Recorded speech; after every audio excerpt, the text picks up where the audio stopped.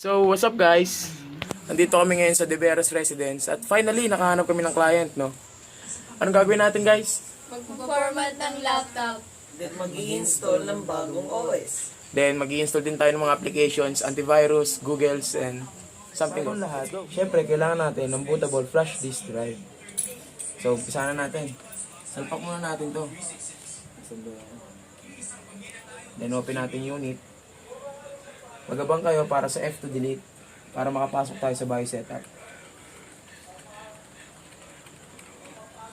So guys, nakikita nyo naman yung setup. So yun guys, nakapasok na tayo sa boot setup. So pupunta tayo sa boot. Boot device priority, syempre. Yun yung gagawin natin. Syempre, pa-prioritize natin yung flash drive na sinalpak natin. So SanDisk. Then F6. Yan yung F6. Wala na, may option. F10. Para sa save.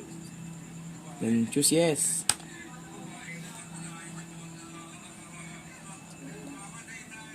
So guys, as you can see, naglo-loading ng unit natin para sa bagong OS na in-install natin. So yun guys, nakapasok na tayo sa ating Windows Server 2008. So as you can see, kanina galing tayo sa Windows 7, right? So ngayon nakapagpalit tayo ng OS. Dito na yung procedures para ma-install na natin completely ang ating OS. So press next. Install now.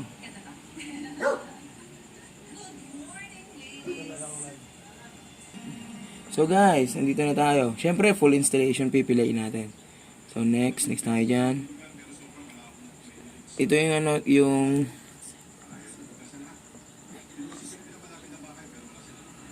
I accept. Syempre, kailangan mo natin basahin. So, after natin mabasa yung EULA, I accept the license terms. Then next. Custom in advance, upgrade. Syempre, custom in advance. So, guys. Dito tayo papasok sa partition, guys. Dito tayo pumapasok sa partitioning. Hindi natin siya matatakal, guys, kasi sabi ng client namin, wag na daw. So, may tanong dyan, where do you want to install the Windows? Saan ba natin i-install yung OS na nilagay natin sa unit? Disk 1, hindi pwede. Alam nyo bakit? Kasi legend po yan. Partition 2 sa disk 0. Partition 2 po tayo. Next. Basahin. Then okay. So guys, installing tayo. The processes.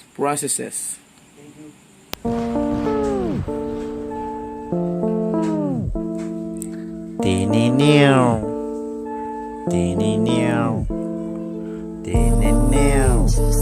So guys, nanghihingi ng password yung bagong install na OS natin. So ano kaya magandang ilagay? At admin 1, 2, 3. Isa pa nga.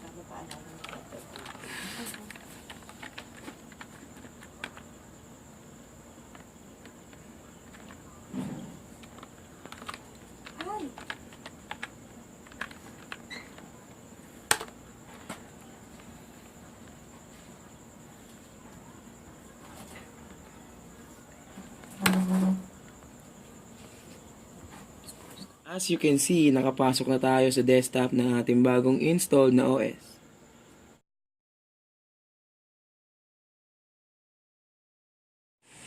So ngayon mag-i-start tayo mag-install ng application at driver sa unit ng ating client.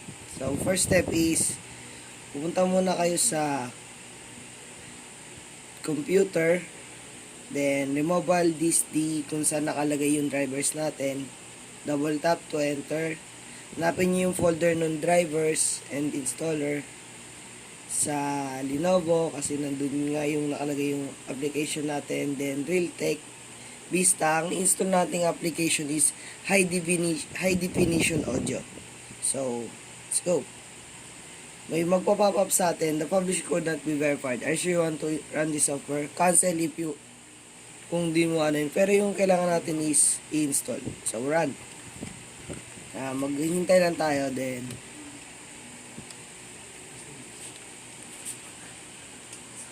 yan, nag-installing na yung Shield Wizard din. Ayan na siya. So, may tanong uli dito. The install Shield Wizard will install Realtek High Definition Audio Driver on your computer. Do you want to continue the installation of new driver? Yes.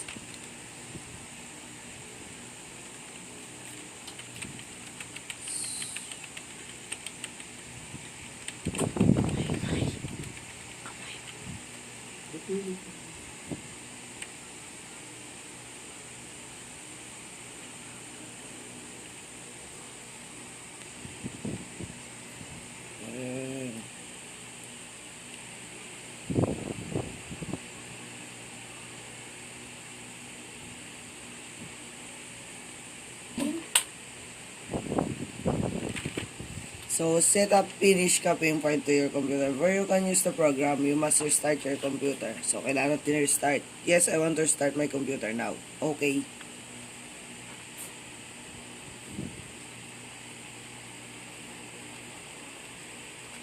So, hindi siya nag-automatic restart. Pinindot natin yung yes, I want to restart this unit.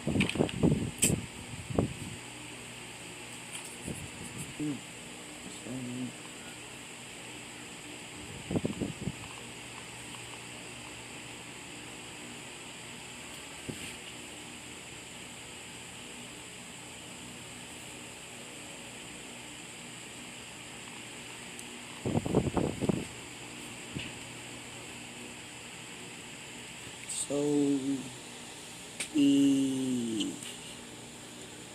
enter natin yung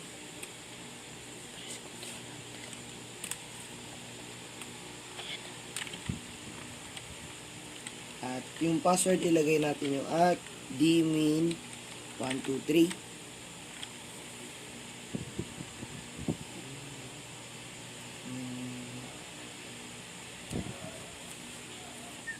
Kung nakikita nyo, tapos na yung pagka-install, pwede na kayong magpatugtog ng napakagandang sounds. Yun lang. So, ngayon mag-start tayo mag-install ng application at driver sa unit ng ating client. So, first step is, pupunta muna kayo sa computer, then removable disk D kung saan nakalagay yung drivers natin. Double tap to enter. Hanapin nyo yung folder ng drivers and installer sa Lenovo kasi nandun nga yung nakalagay yung application natin. Then Realtek Vista. Ang install nating application is High Definition Audio. So, let's go. May magpa-pop up sa atin, the publish code not be verified. Are you sure you want to run this software? Cancel if you, kung di mo ano yun. Pero yung kailangan natin is i-install. So, run. Maghihintay lang tayo, then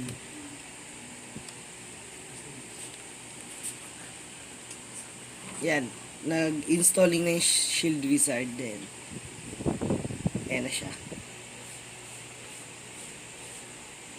So, may tanong uli dito. The install Shield Wizard will install Realtek High Definition Audio Driver on your computer. Do you want to continue the installation of new driver? Yes.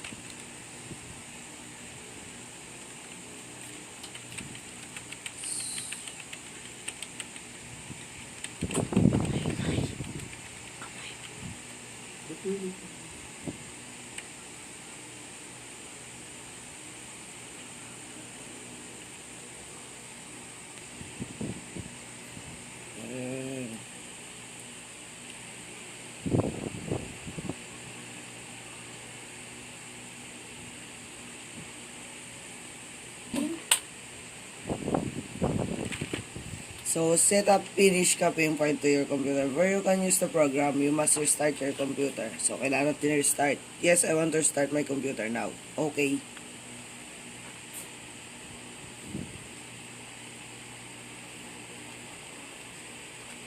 So, hindi siya nag-automatic restart. Pinindot natin yung yes, I want to restart this unit.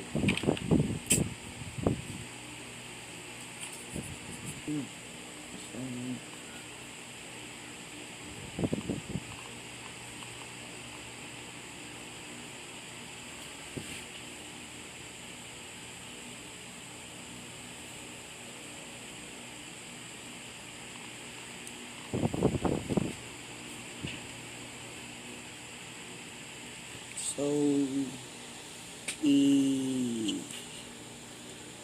enter natin yung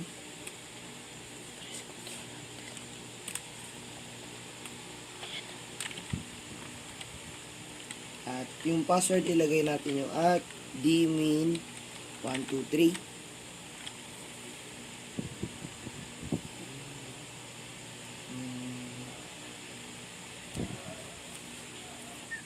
Kung nakikita nyo, tapos na yung pagka-install, pwede na kayong magpatugtog ng napakagandang sounds. Yun lang. Ano natin ginawa ay nag-install tayo ng application. Sunod naman natin gagawin ay magka-create tayo ng shortcut dito sa desktop. Ito na.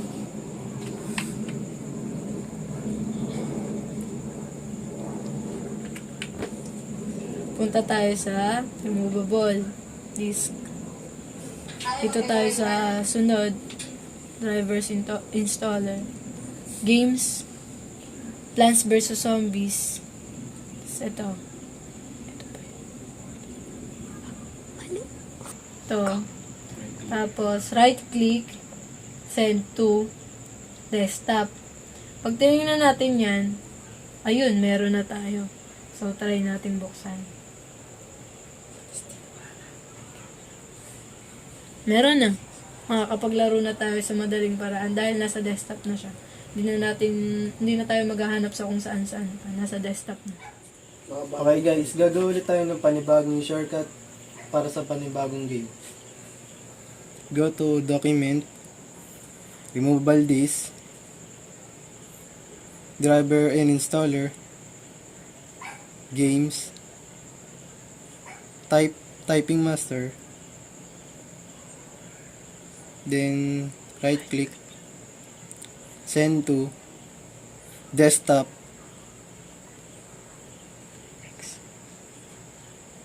then X.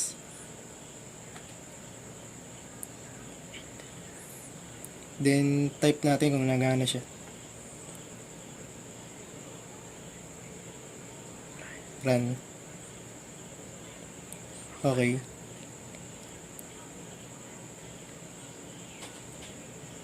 Next. I accept the agreement.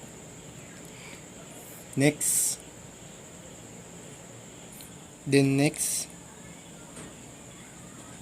Next ulit.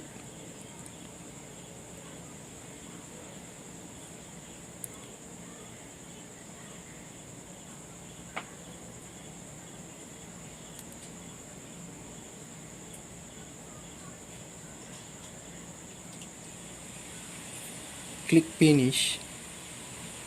Then, okay na guys. Pwede na tayo maglaro. So, ngayon, mag-install naman tayo ng application. Nasa documents. Sa removable disk. Nasa drivers and installer siya. Application, syempre. Adobe na folder. Hintayin lang natin mag-extract.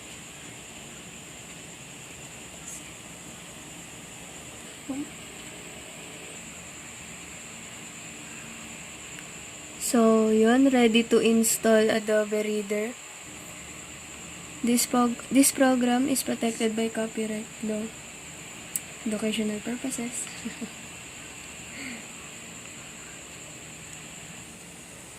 So, para updated siya palagi, install updates automatically. I-install natin.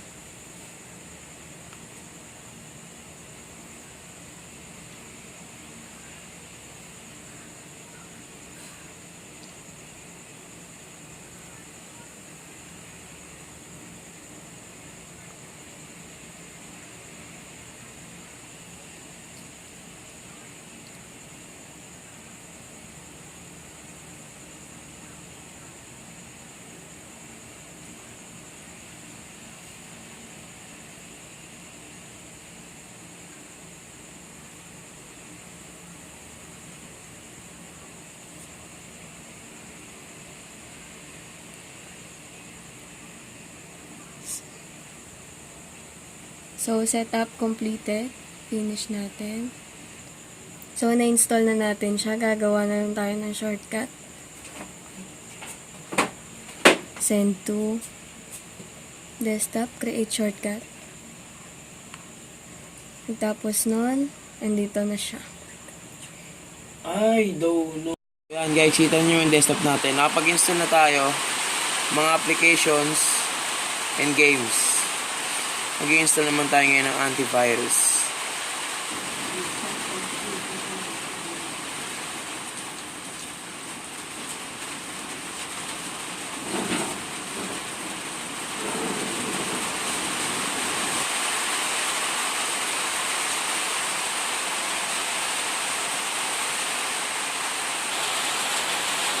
And then, ayan na siya guys. Just wait. So may question dito. Siyempre, download and install the latest version. Just wait guys. Kung nag-error guys, ibig sabihin hindi niya supported. Then natin yung abas. Isa pa po.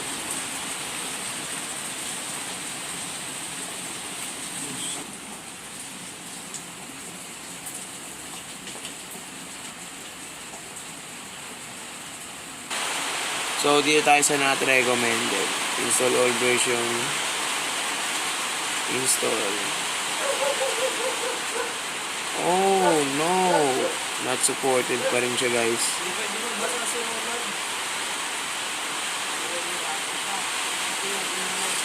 Huwag na, exit na yung antivirus.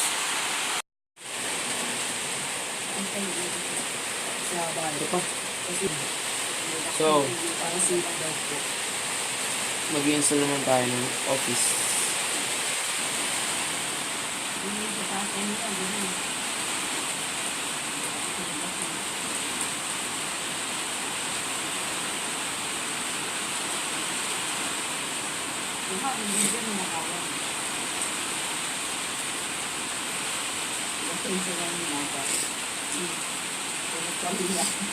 So guys, just wait.